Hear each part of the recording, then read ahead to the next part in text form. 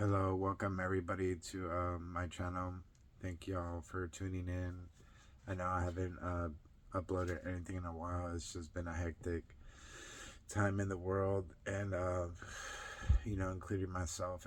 Everything's like all, and but I hope y'all are doing good on the other side of this phone in your reality. And my condolences and to all the people across the whole world that are suffering, that are getting genocide right now.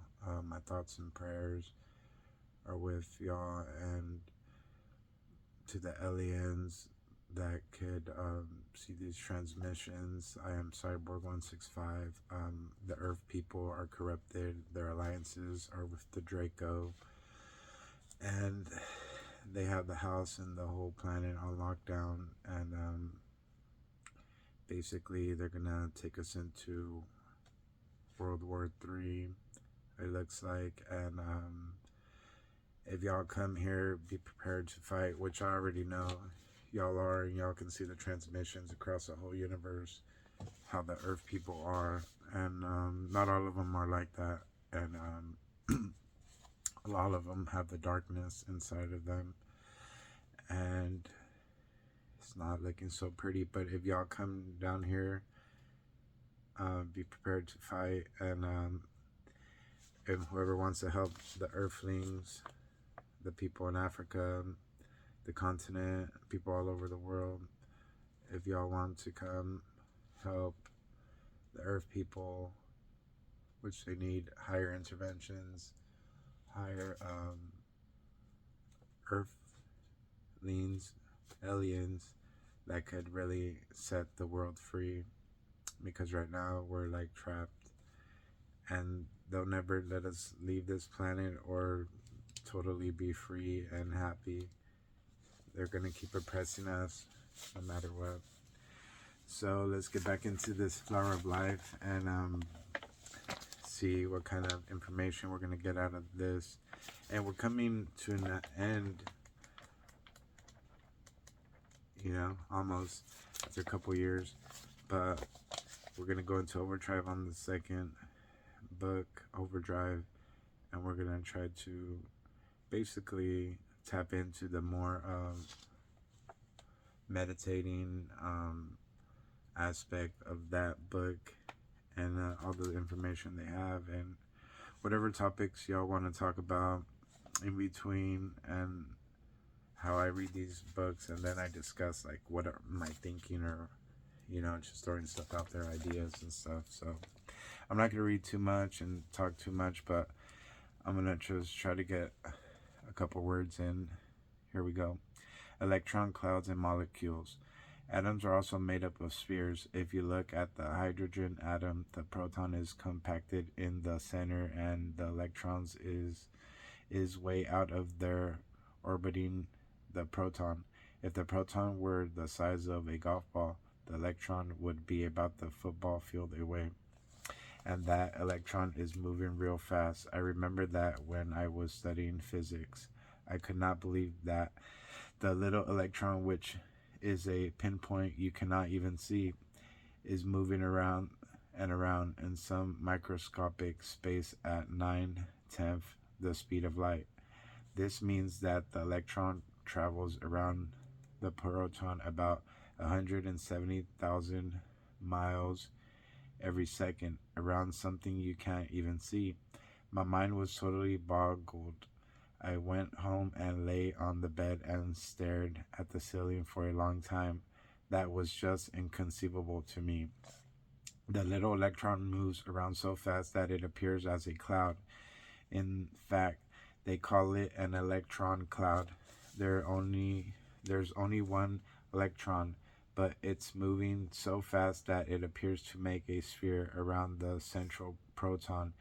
It's like a television screen where there's only one electron beam moving across that screen at any one moment, moving carefully and intentionally down the screen, zigzagging back and forth until it gets all the way down the screen, zigzagging back and forth until it gets all the way down to the bottom. then starts over again. It's doing this so fast that you see a very believable image. So, spheres are the primary component of the reality we're experiencing. Although an electron orbit describes a sphere, it can also describe the other patterns, such as a figure 8. Physicists have been able to calculate this only for hydrogen, and so far they're just guessing about the rest. An atom, an atom is called an and called an anion if it has too many or too few electrons and has either a positive or a negative charge. So the primary characteristics of an atom are how big it is and what its charge is. This These two main factors determine whether or not different atoms will fit together into molecules. There are other subsole factors involved, but size and charge are primary. Figure 6 to 31 shows how atoms combine with atoms combined. These were the primary patterns known for a long time until they figured out about quasicrystals. The atoms on these charts have several varieties. A shows a linear pattern. A shows a linear pattern with a smaller atom in the middle. B shows a triangular pattern of 3 with a little atom in the middle. The little atom can literally either be there or not be there. C shows a tetrahedron pattern which with one atom in the middle or not. D shows an octahedral pattern, and E shows a cubical pattern. Now, because of new scientific information, we can add icosahedral and dodecahedral patterns. Atoms always line up in specific ways when they crystallize. Figure 6 to 32. They form into, say, a cube, and then that cube puts another cube next to itself and another cube next to it. And so you get one cube connected to another, connected in turn to another cube, and so on, forming what is called a lattice. There are all kinds of ways that atoms can join. The resulting molecules are always associated with square geometry and the 5 Platonic solids. It makes you wonder how those little atoms know to go only into those certain places, especially when they get very, very complex.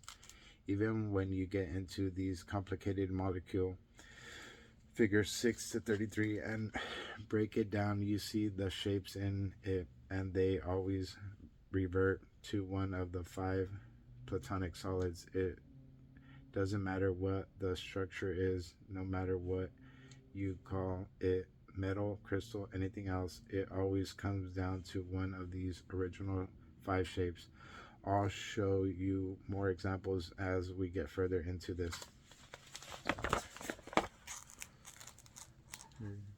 Y'all can see.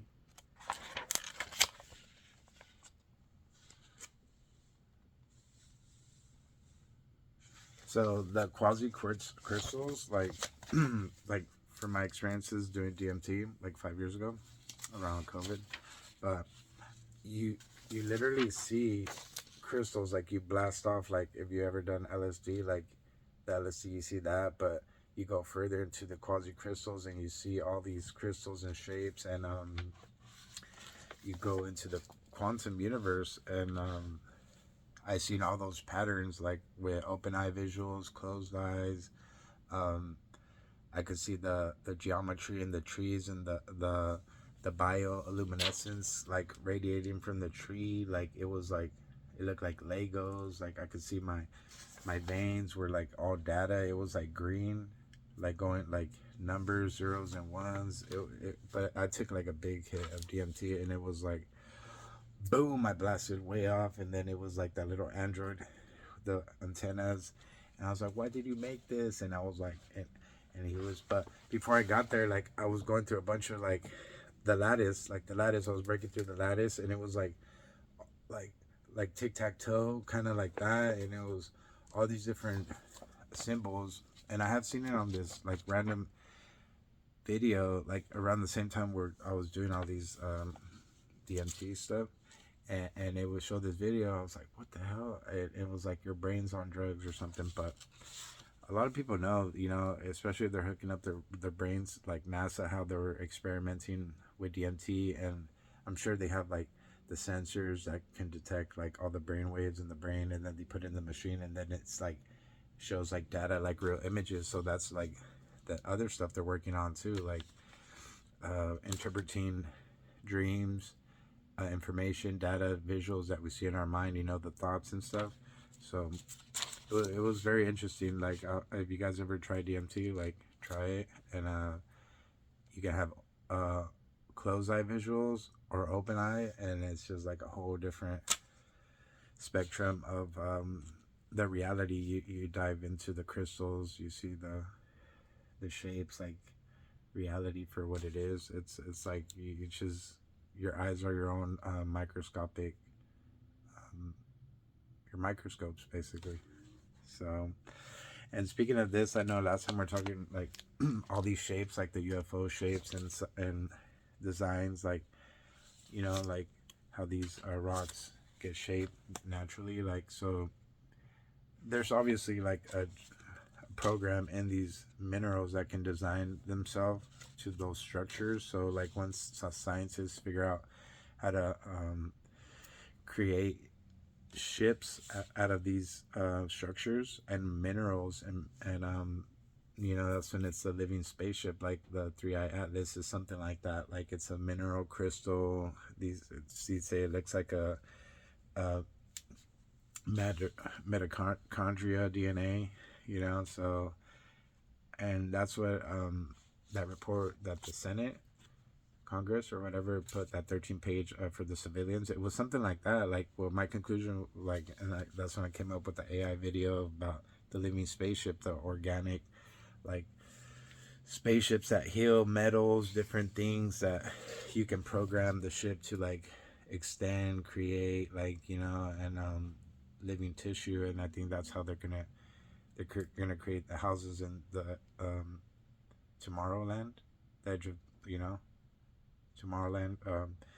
Basically, like the plant DNA, like metal DNA, different things like that, and then they would program like the buildings and whatnot, like how they want them to be shaped, and you know, the hexagons and different shapes like that, and then since there's air and a lot of these things too, like you can make like bubbles like in the metals and different you know, spaceships, and then they can like levitate and hover, like, because they'll be like lightweight, you know, like the geometry will be very complex, but it's gonna be like growing. It's gonna grow like to get these, you know, precise like fusions, like without like rivets or nothing. Like it's all gonna be like grown organically, like structures and stuff. And then that's when they're gonna block us out with the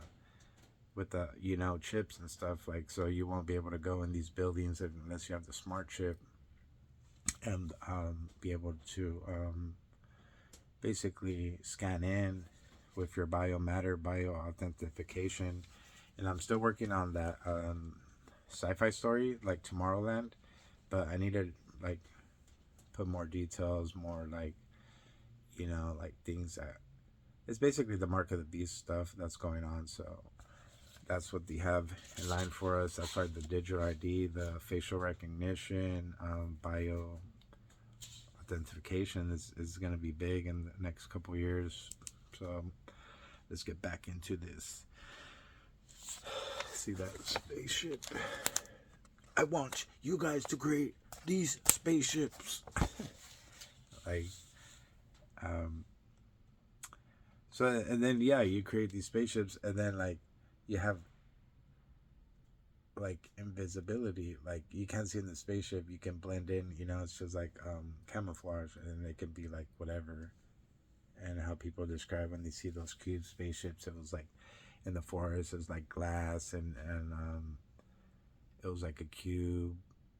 And then I was thinking, could these like spaceships, like the little orbs and whatnot, spheres, be like micro or like nanotechnology spheres, where like the spaceship is like really big, like on the inside, but it's small. So it's like it shrinks down to like smaller sizes because it's like self-replicating or self like, it's like nano, and then they shrink themselves, and then inside the spaceship is like a bigger space, or like something like that, or like the spheres are like portals where they're basically like a flashlight. It's like going through, and then like when they want to pop out through the portal, they just come out through the plasma portal. But I was thinking that it was more like nanotech, how they were describing like the self-replicating spaceships, like cells, like they're like DNA, you know, So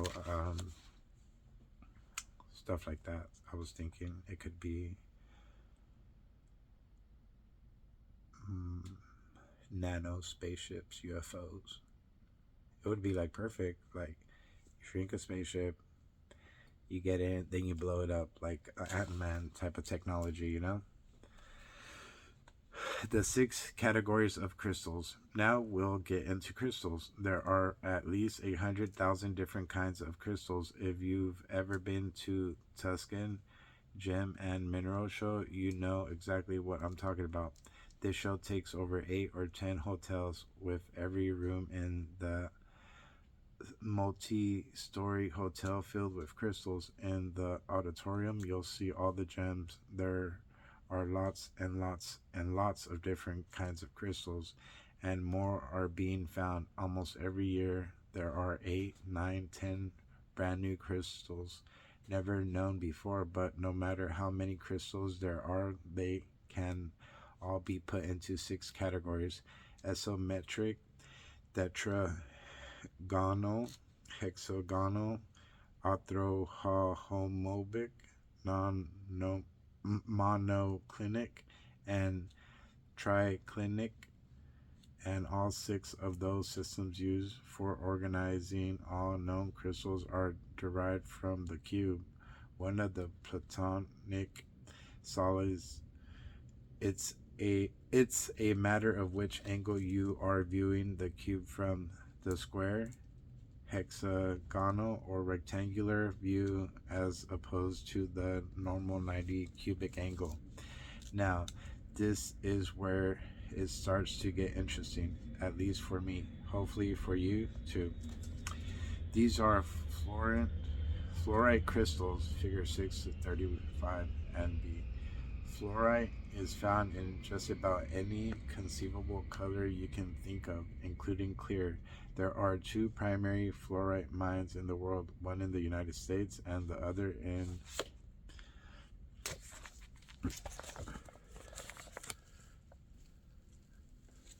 crystals. So if you guys like these readings and like the AI stories I come up with, hit the like button, share these videos. It's a small channel, small crazy channel, small crazy person talking about got abducted by aliens, but that's my story. And if you guys want to help support the channel, hit that like button, and y'all know what to do. And eventually, I want to work on like some shirts, some shirts or something. Who knows? Like I don't really know how to do all that. If y'all want to help, send some help, send some reinforcements, and send some tech. Aliens, send the tech. And the other in China. Fluorite is found with 2 totally different atomic structures. One is octahedral and the other cubical. This purple fluorite crystal is made up of tiny cubes all clumped together. They were not cut that way. They grew that way. The clear fluorite crystal is an actual octahedron. It was not cut that way, but in this case it didn't grow that way either. It usually comes in sheets, and If you drop it or strike it, it breaks along the weakest bounds, which happens to be octahedral because the atoms are in an octahedral lattice.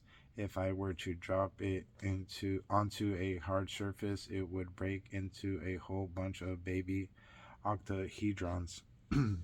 Self replicating, like some like you break something, it keeps like turning more and more. We break it down more, it's gonna turn into like a bomb or something, like an atom, right? Like how far can you rip up paper or something like that?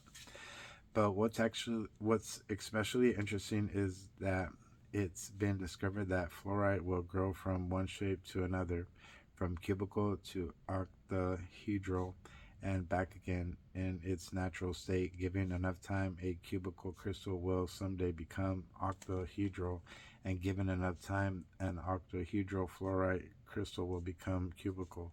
They oscillate over time, first becoming one, then the other, back and forth over very long periods of time. Geologists have found some fluorite crystals in the process of change, but they could not understand how they oscillate like that. Interesting, huh? Changing, like, it's like morphine, like you think how rocks, how they form, they just start accumulating different shapes, and then it becomes that structure of that different type of rock, different type of rock. So I'm gonna just read this last page and then probably wrap it up a little bit. But here we go. This is the last paragraph. Truncating polyhedrons. Truncating polyhedrons. Okay. One geology book tried to explain how fluorite changes like this, figure 6 to 36. At the bottom right, you see a cube. If you were to cut off its corners by the same amount, it's called truncating. You can truncate any polyhedron, meaning any of these many-sided shapes.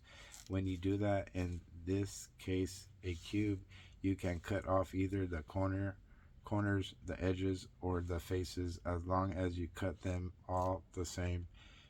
If you truncate this cube by cutting the corners at 5 degrees all the way around, you get the next shape to its left.